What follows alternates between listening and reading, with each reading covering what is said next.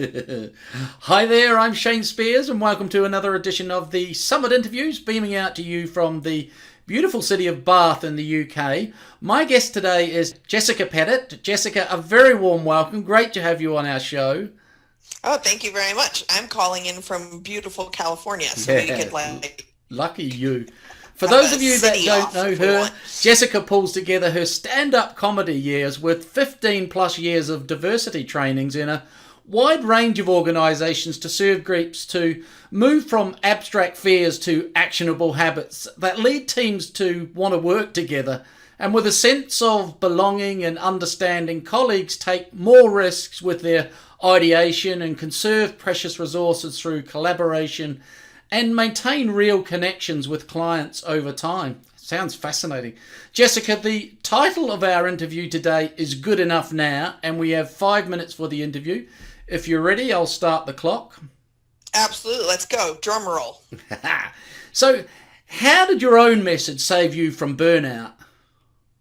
I think as a diversity educator or trainer, I was really shooting for a similar sense of perfection that I find a lot of my clients are often shooting for in other aspects of their life as well.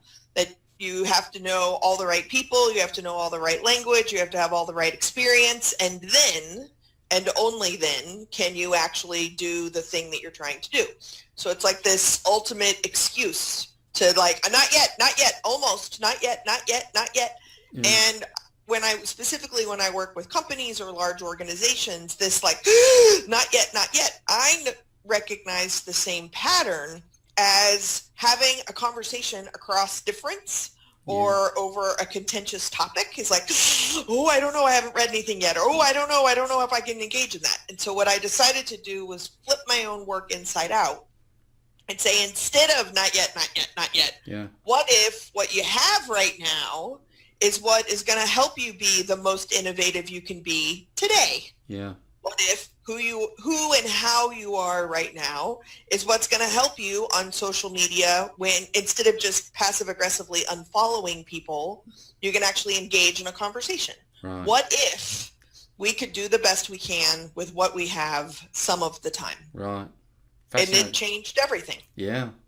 And why does this approach work when most diversity trainings don't? I think because everyone, regardless of social identities, have moments where they feel like they can't engage, they can't connect. So if we look at whether we're talking about sales or supervision or marketing or being at the grocery store over a stack of cantaloupes, I think that at the core, our human self, some of us have forgotten who that is, but our human self wants to connect. And generally speaking, we're lazy. And so we don't go out to make the connection. We're just mad that they're not connecting with us.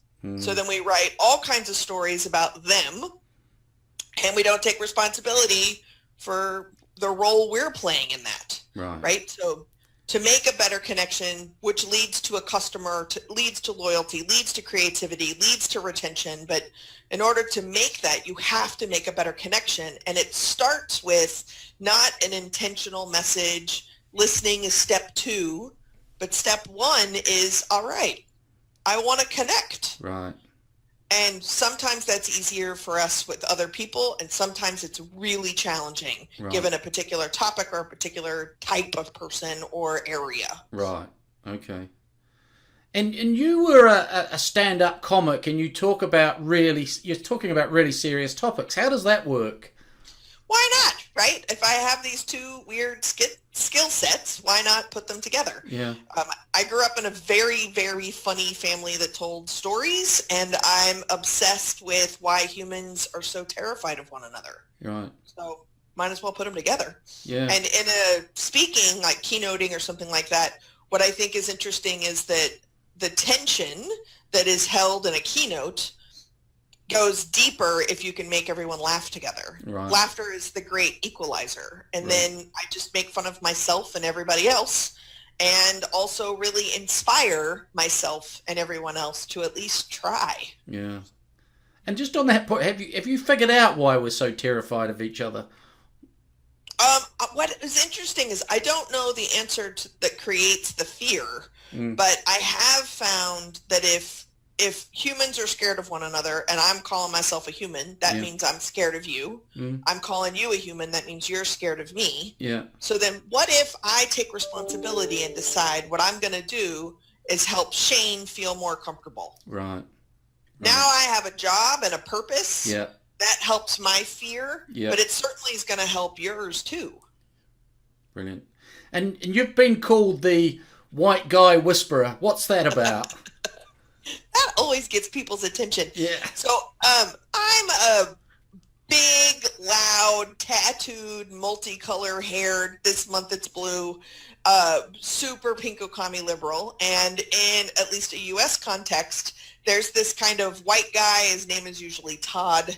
He's wearing like a perpetual white button-down shirt, and his legs are stuck way outside of him. His arms are crossed, and he's been like mandated to come to my program.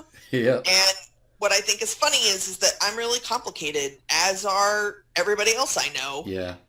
And, so it is very, very common after I work with folks to have kind of, it's usually about 6 older white men standing very far away from me and very far away from each other. Yeah. Waiting to be the last person to come and talk to me until they eventually realize they're all doing the same thing. And they just say, I really thought I was going to hate this. Yeah. Yeah. You know, but like, it's not about guilt or shame or pointing fingers. Yeah. I'm enough of a hot mess. I can use myself as my own, tool. And it's humanizing. Brilliant. Brilliant. Jessica, thanks for that. Sadly, we've come to the end of the time. Folks, for more resources, check out Jessica's website, www.goodenoughnow.com. The link will be below the video. Jessica, really fascinating stuff. Great work you're doing. Really appreciate you coming to talk to us. Absolutely. Let's scale, right? Yeah. Thanks for checking out our Summit Scale podcast. If you like what we're doing here, please head over to iTunes and subscribe, rate us and leave a review. It's very much appreciated. And if you want to learn more about the work we do or are looking for a load of free resources to help with scaling your business, check out our website, www.summitleader.com.